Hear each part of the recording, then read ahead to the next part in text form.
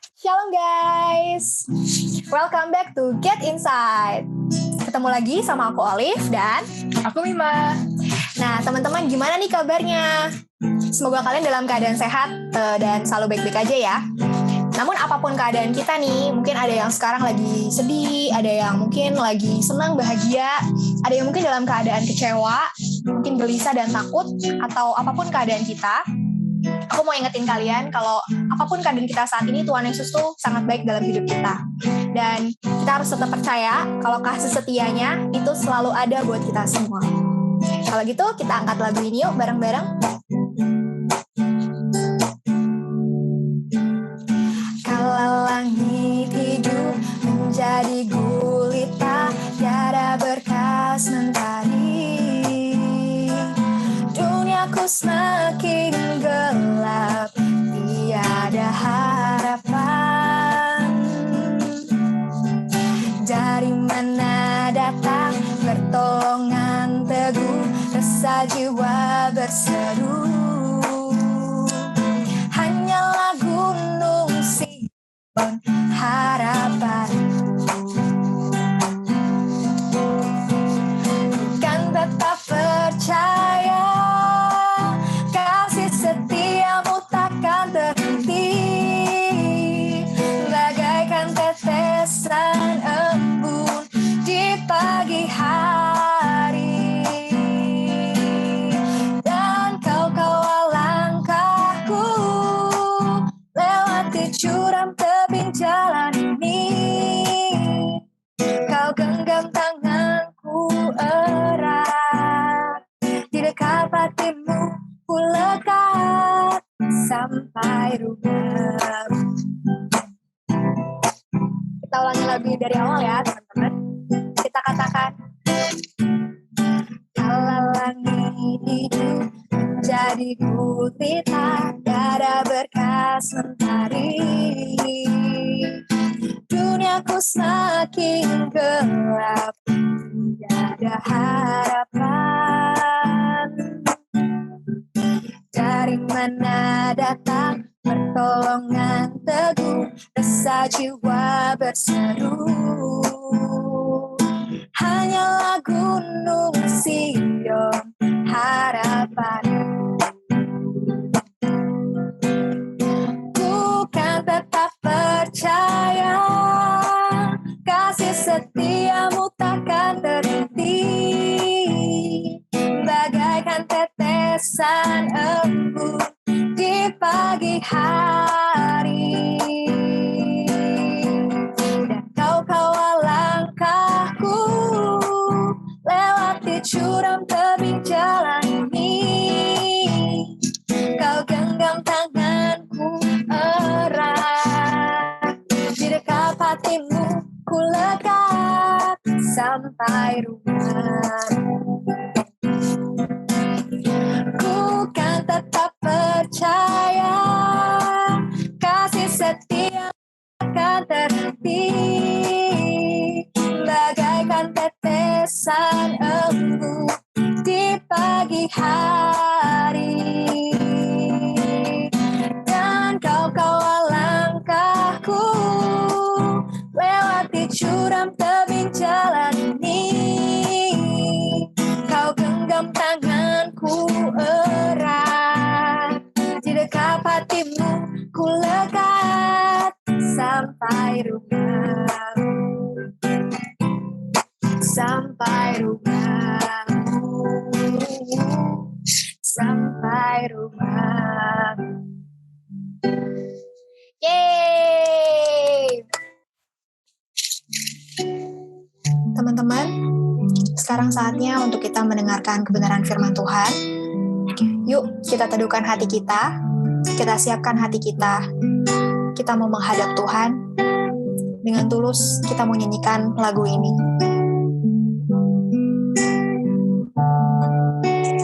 Bila ku renungkan kasih-Mu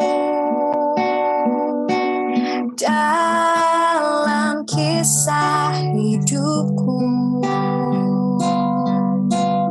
Kau membawaku, Kau menuntunku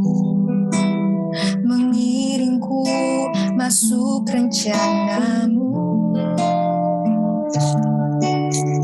Ku serahkan sisa waktuku dalam tangan kasih-Mu, karena ku tahu Kau di sampingku, setia sampai akhir hidupku. Bagiku hidupku untuk kesenangan-Mu, bentukku sesuai kehendak-Mu. Ini hatiku, ini bejana-Mu, aku untuk kemuliaan-Mu. Kami mau serahkan hidup kami Tuhan ke dalam tangan-Mu. Ku serahkan sisa waktuku dalam tangan hidup-Mu, karena ku tahu Kau di sampingku, setia sampai akhir hidupku.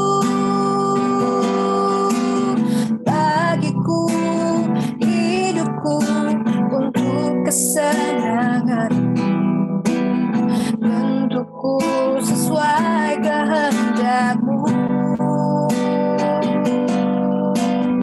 Ini hatiku, ini bejana-Mu, aku untuk kemuliaan-Mu.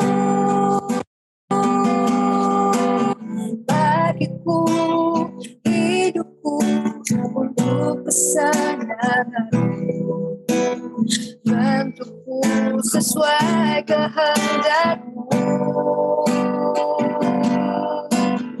Ini hatiku, ini bejana-Mu, aku untuk kemuliaan-Mu. Bagiku hidupku untuk kesenangan, bentukku sesuai kehendak-Mu. Ini hatiku, ini bejana-Mu, aku untuk kemuliaan-Mu. Aku untuk kemuliaan-Mu.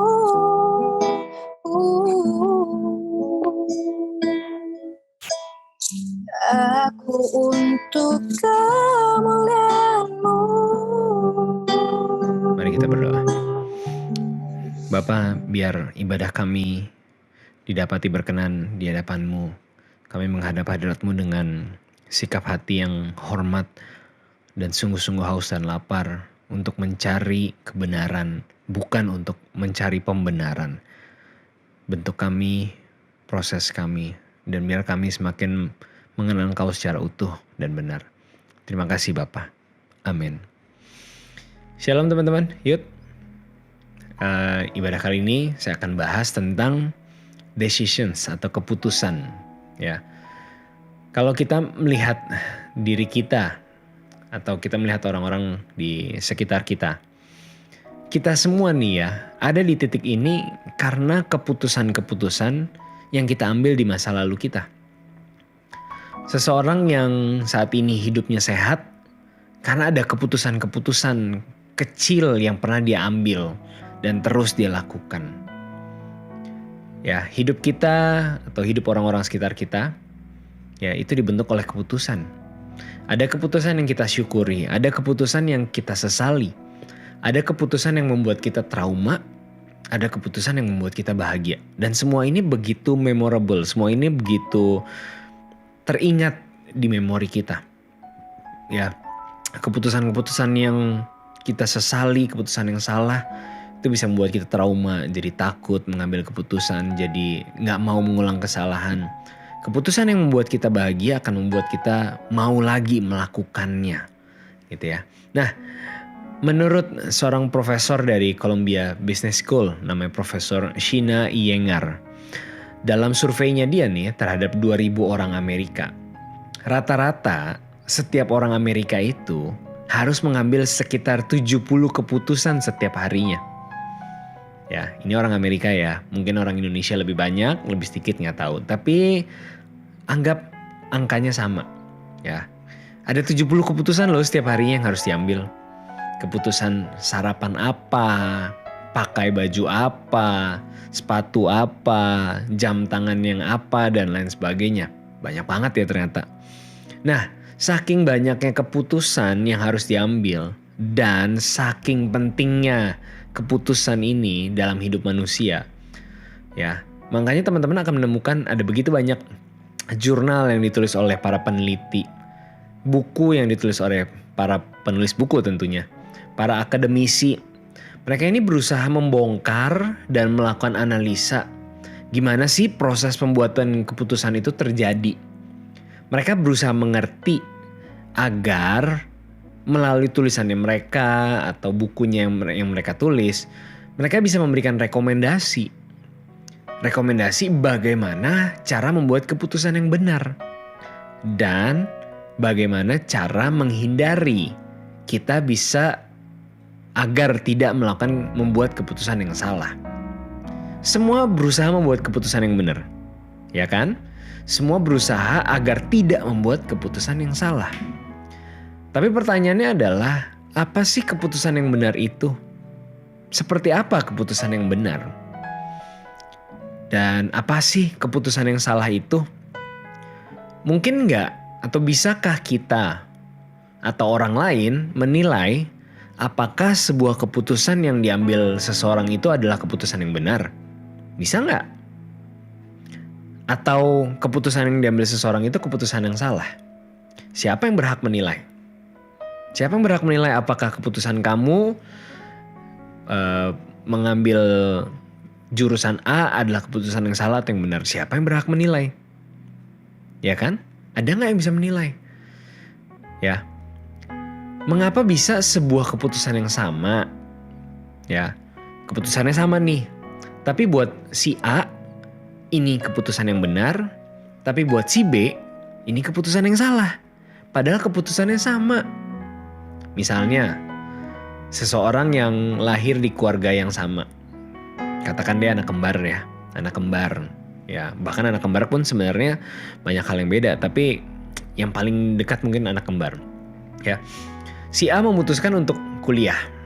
Si B memutuskan untuk nggak kuliah, tapi langsung bekerja.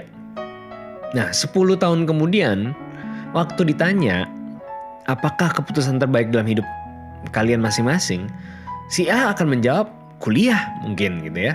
Si B akan menjawab langsung kerja.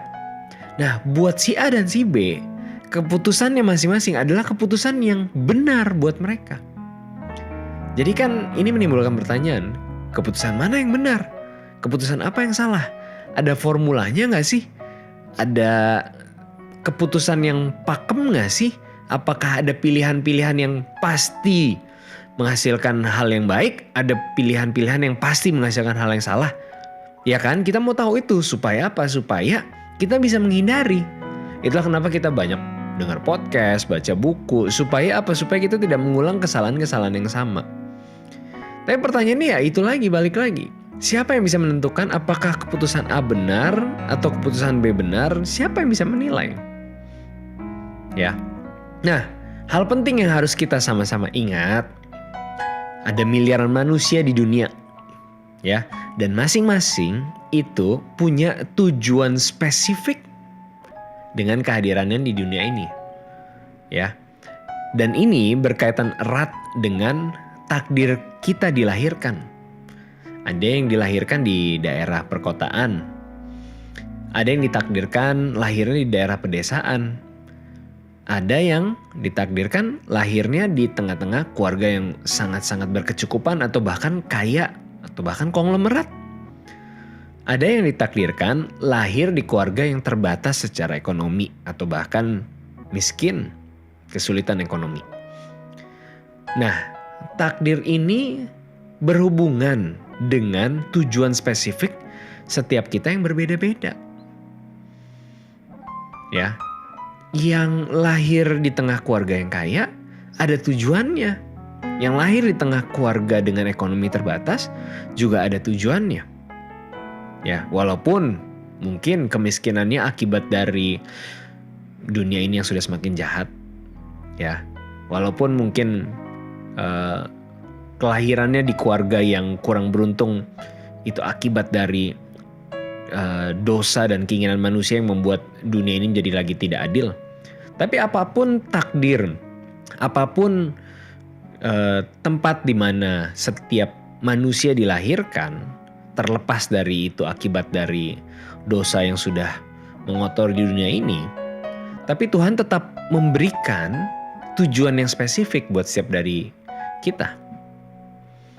Ya, nah faktor-faktor tadi inilah faktor genetik, misalkan lahir dari seorang pemusik, lahir dari seorang pelukis, lahir dari seorang yang berdagang misalkan, faktor genetik, faktor lingkungan, ya tinggal bersama orang-orang yang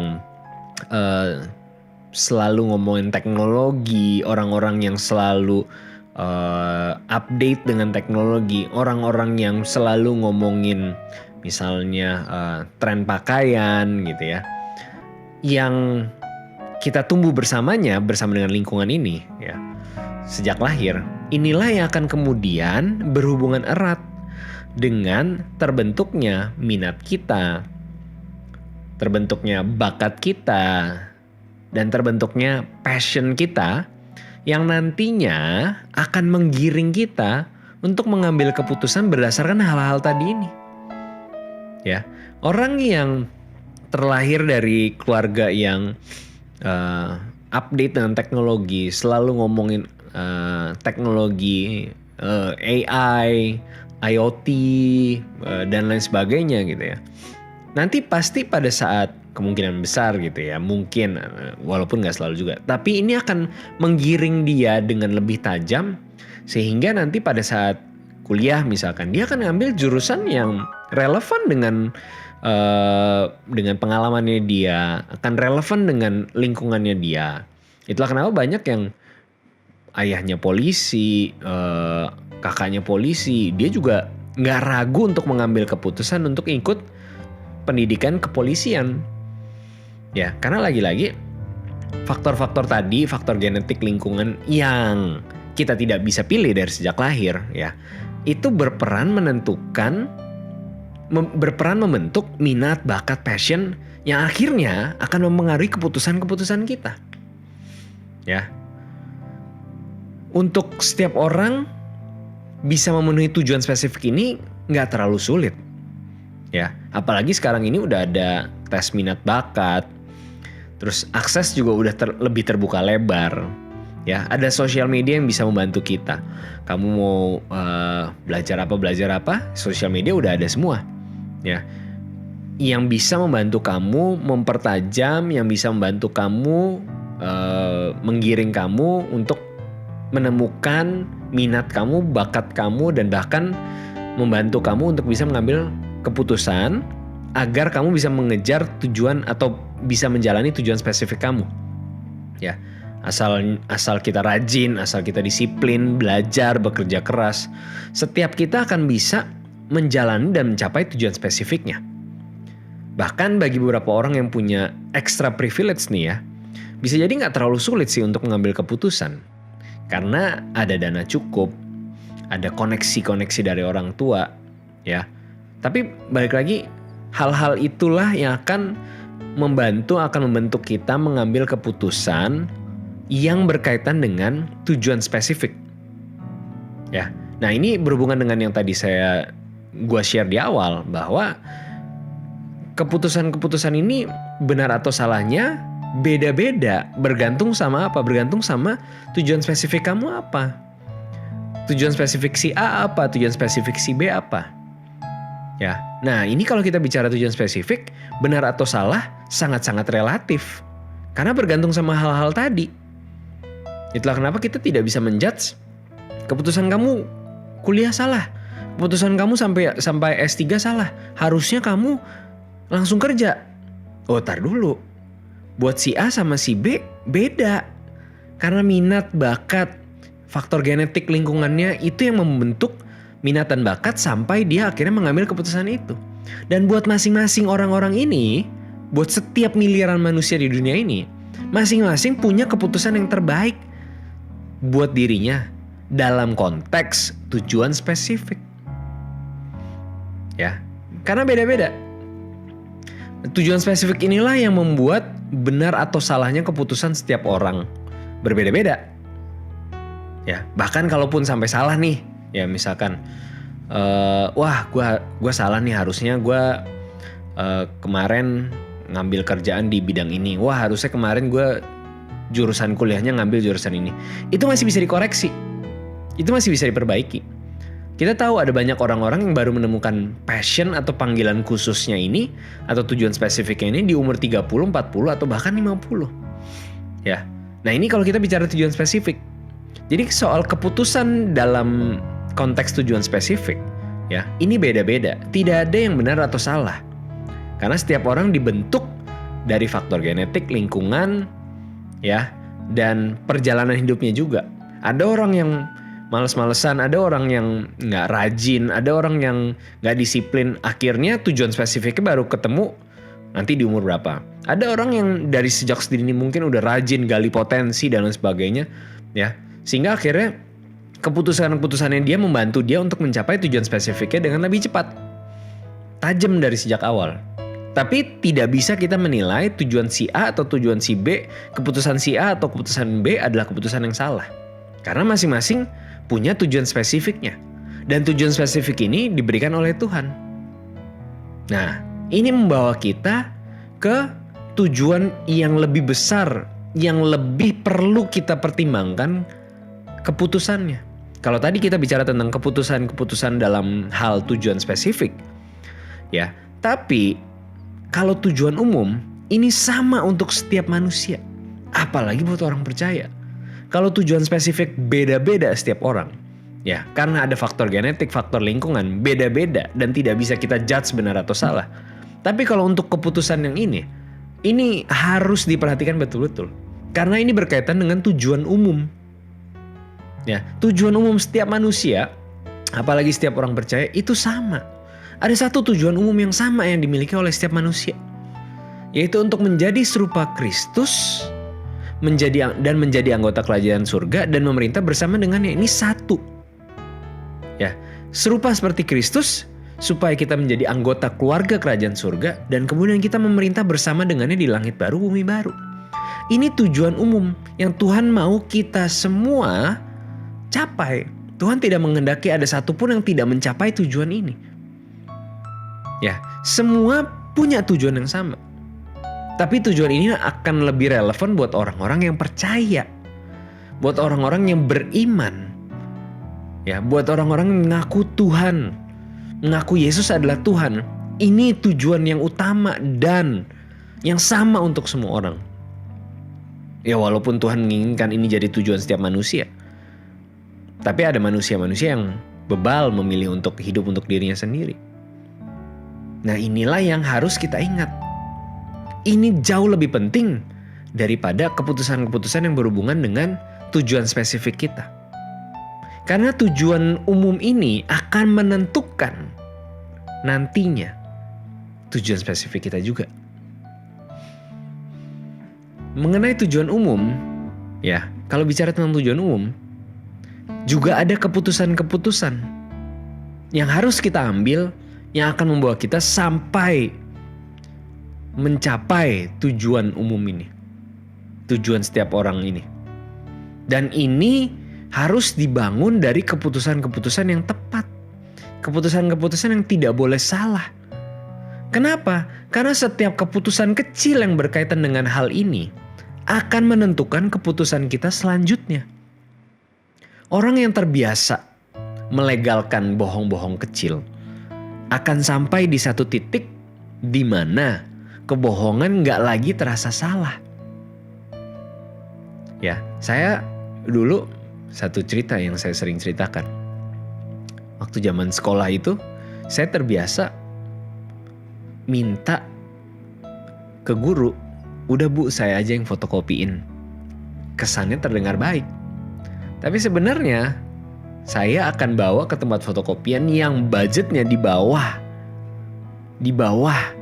budget yang ditetapkan oleh ibu guru ini. Jadi saya dapat untung. Ya, kalau saya ingat-ingat lagi, waktu itu saya tidak merasa salah, bahkan saya excited sekali. Kok bisa begitu? Karena sebelumnya ada kebohongan-kebohongan lain juga yang sudah pernah saya lakukan. Tapi saya ingat banget, ada satu kali momen di mana saya pertama kali nyontek. Ya, pertama kali nyontek itu waktu kelas 5 SD. Ya, lucunya nyonteknya tentang satu pertanyaan yang saya lupa, tentang 12 murid Yesus. Ya, itu nyontek pertama saya. Tapi waktu pertama kali saya mengambil keputusan untuk nyontek, wah, deg-degannya setengah mati, deg-degan banget. Karena itu pertama kali saya nyontek. Tapi setelah saya udah terlatih nyontek, ya, berbohong-bohong kecil gitu. Pada saat fotokopi, saya sama sekali tidak merasa bersalah. Saya bahkan merasa senang karena saya dapat keuntungan. Nah, ini yang saya maksud dengan kalau kita mau mencapai tujuan umum, kita harus betul-betul memperkarakan setiap keputusan-keputusan kecil yang kita ambil. Keputusan untuk berpikir, keputusan untuk berperasaan, dan keputusan untuk bertindak tepat seperti yang Bapak kehendaki, seperti yang Bapak mau. Ini sangat penting. Ini jauh lebih penting daripada keputusan soal kuliah jurusan mana, kerja mau di mana, mau beli rumah di mana, mau beli mobil apa dan lain sebagainya. Bukan berarti hal-hal itu tidak perlu dipikirkan. Tapi jangan sampai kita kalau memikirkan kuliah di mana kita pertimbangkannya sampai sedemikian rupa, pelajari sana sini, tanya sana sini, lakukan segala cara untuk bisa mengambil keputusan kuliah yang mantep. Lah, masa untuk satu tujuan yang lebih besar, untuk satu tujuan yang lebih penting, tujuan yang menentukan akhir hidup kita, masa kita tidak mempersiapkan, mempelajari, dan mempertimbangkannya matang-matang sebelum mengambil keputusan? Nah, ini yang seringkali bahaya. Kalau kita hanya berpikir bahwa hidup kita digerakkan oleh tujuan spesifik, sampai kita lupa dengan tujuan umum yang lebih penting. Ini jauh lebih penting, teman-teman, daripada keputusan terkait hal-hal tadi. Mulai sekarang, ayo kita bertobat. Sebelum kita mengambil keputusan, kita harus memperkarakan segala sesuatunya. Ini harus lebih dulu digumuli, dipikirkan, diseriusin. Kenapa? Kita bisa sama-sama buka Yakobus 1 ayat 14. Tetapi tiap-tiap orang dicobai oleh keinginannya sendiri, karena ia diseret dan dipikat olehnya, oleh keinginannya. Dan apabila keinginan itu telah dibuahi, diputuskan, dilakukan, ia melahirkan dosa. Dan apabila dosa itu sudah matang, ia melahirkan maut.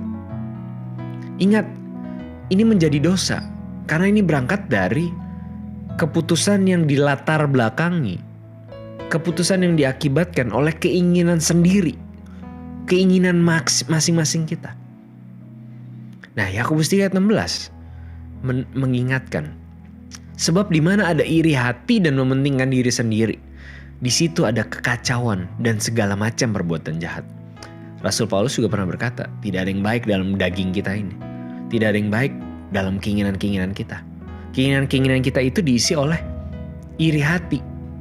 Kok dia bisa lebih bagus? Kok dia bisa lebih hebat? Kok dia bisa begitu? Kok dia bisa begitu? Dan keinginan untuk mementingkan diri sendiri.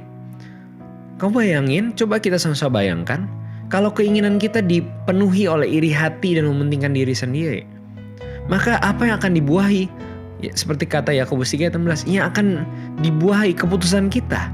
Isinya adalah hal-hal yang bersifat kacau dan segala macam perbuatan jahat. Coba deh kalau kita berada di lingkungan teman-teman yang saling iri, semuanya saling mementingkan diri sendiri. Bisa kebayang gak seberapa chaos, seberapa kacaunya. Karena semua orang mau melakukan segala sesuatu untuk dirinya sendiri. Ya, bisa teman makan teman, udah bukan lagi makan nasi, makan Indomie, tapi makan teman juga. Demi apa? Demi keinginannya terpenuhi, terpuaskan. Ya. Nah, jadi keputusan kita itu sangat ditentukan oleh keinginan kita loh. Ya, saya ulangi, keputusan kita sangat ditentukan oleh keinginan kita. Nah, keinginan kita sangat ditentukan oleh apa yang, perhatikan, secara terus-menerus kita pikirkan dan rasakan. Itulah mengapa Rasul Paulus berkata, kita harus menaruh pikiran dan perasaan yang terdapat juga dalam Kristus Yesus. Karena pikiran dan perasaan kita, apa yang ada di sini dan di sini, itu akan membentuk keinginan. Keinginan akan kemudian ya diputuskan oleh kehendak bebas kita. Tapi kalau orang yang seperti tadi saya bilang sudah terbiasa dari hal-hal kecil, suatu saat dia harus membuat keputusan yang besar, udah gak ragu-ragu lagi karena keputusan-keputusan kecilnya udah biasa. Nah, coba bayangkan saat seseorang melakukan keputusan untuk membuat keputusan untuk melakukan pelanggaran, ya, dan dia terbiasa dari memutuskan dari pelanggaran-pelanggaran kecil. Saat pelanggarannya semakin besar, udah nggak ragu lagi. Buat dia itu udah suatu hal yang dia tidak merasa ini suatu hal yang salah, dan ini yang menyeramkan, teman-teman. Ini yang berbahaya. Itulah kenapa kita harus terus memikirkan ini dengan serius, lebih sungguh-sungguh memikirkan, memutuskan, lebih serius betul-betul memikirkan apa yang ada di pikiran dan perasaan kita sebelum kita mengambil keputusan. Orang-orang yang hidup dalam bingkai pola pikir yang terdapat juga pada Kristus Yesus, artinya kalau kita punya pikiran dan perasaan yang sama seperti Tuhan Yesus sebelum memutuskan segala sesuatu keputusan di hidup kita, kita akan punya satu pertimbangan utama sebelum mengambil keputusan. Pasti pertanyaannya akan sama selalu seperti ini. Apakah keputusan yang saya ambil ini akan menyenangkan hati Tuhan atau enggak? Apakah keputusan yang akan saya ambil ini akan berkenan atau enggak? Akan menyukakan hati Bapa atau enggak? Orang-orang yang mengambil keputusan berdasarkan pertimbangan ini, ya, apapun hasil dari keputusannya, baik itu kata orang, wah keputusannya salah, wah ngaco keputusannya. Tapi kalau itu udah berasal dari keputusan dari Allah, berdasarkan pertimbangan dan perenungan yang sungguh-sungguh, berdasarkan pertimbangan utama, ini menyenangkan hati Bapa atau enggak ya? Apapun hasilnya, apapun outputnya, ya, seperti kata Tuhan Yesus di Yohanes 14 ayat 27. Damai sejahtera-Ku kuberikan kepadamu, dan apa yang kuberikan tidak seperti yang diberikan oleh dunia kepadamu. Janganlah gelisah dan gentar hatimu. Ya, jadi apapun keputusan yang diambil berdasarkan pertimbangan, Bapa, apakah ini menyenangkan hatimu atau enggak? Bapa, apakah ini berkenan atau enggak? Apapun hasil dari keputusan yang kita ambil, kita nggak akan merasa khawatir, kita nggak akan merasa ini keputusan yang salah, kita nggak akan merasa tersesat. Kenapa? Karena akan ada damai sejahtera yang khusus, yang akan membuat kita merasa yakin bahwa ini keputusan yang benar. Apalagi ini adalah keputusan yang diambil berdasarkan pertimbangan untuk menyenangkan hati Bapa. Dan orang-orang yang selalu mempertimbangkan segala sesuatu dari sudut pandang Bapa, saat dia mengambil keputusan-keputusan kecil dalam hidupnya, atau saat dia mengambil keputusan-keputusan yang berkaitan dengan tujuan spesifik dalam hidupnya, dia akan selalu mempertanyakannya lagi kepada Bapa. Dia akan selalu memperkarakannya, dia akan selalu menggumuli, Bapa ini udah benar atau belum ya? Bapa, aku mau ambil jurusan yang ini. Bapa, aku mau ambil keputusan ini. Bapa, aku mau menikah dengan pria ini. Bapa, aku mau menikah dengan wanita ini. Apakah ini pribadi yang Engkau inginkan? Apakah ini berkenan? Apakah ini sesuai dengan kehendak-Mu? Tapi sebelum kita sampai di titik itu, sebelum sampai di titik mengambil keputusan yang benar, kita harus terus melatih diri kita. Kita harus terus membangun pikiran dan perasaan supaya terus selaras dengan pikiran dan perasaan yang terdapat juga pada Kristus Yesus. Supaya akhirnya itu akan membentuk keinginan kita dan akhirnya mempengaruhi keputusan kita. Amin. Mari kita berdoa. Bapa, kami serahkan ibadah kami ke dalam tangan-Mu. Biar kami terus-menerus dikoreksi. Kami mau punya pikiran dan perasaan yang terus dikoreksi. Kami mau terus mengarahkan pandangan kami pada Kristus Yesus. Sehingga kehidupan kami digerakkan oleh nafas dan gairah dari Yesus saja.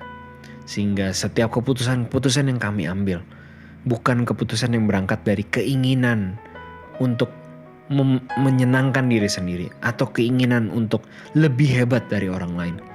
Tapi biar keputusan kami berangkat dari satu keinginan untuk menyenangkan hati Bapa. Sehingga keputusan-keputusan yang kami ambil, apapun hasilnya, kami akan dipenuhi dengan damai sejahtera yang berasal dari Engkau, yang gak membuat kami khawatir akan apapun juga. Terima kasih Bapa, Engkau memberkati setiap anak-anak-Mu yang sedang beribadah bersama di tempat mereka masing-masing. Agar Engkau senantiasa memberi kami hikmat, agar kami gak salah dalam mengambil keputusan. Terima kasih Bapa. Amin. Mana teman-teman, sharing dari Koreza hari ini sangat memberkati kan? Bener banget tuh. Nah teman-teman, supaya kalian gak ketinggalan update nih soal Get Insight selanjutnya, jangan lupa komen, like, share, subscribe, dan nyalain lonceng notifikasi akun YouTube GSKI Gajah Mada. Nah, selain itu kita juga ada di IG dan juga Facebook nih teman-teman. Kalian bisa follow akun IG kita di @gski.gajahmada dan juga di akun Facebook kita di GSKI Gajah Mada. Oke deh kalau gitu teman-teman, kita pamit dulu ya. See you guys and God bless. Dadah.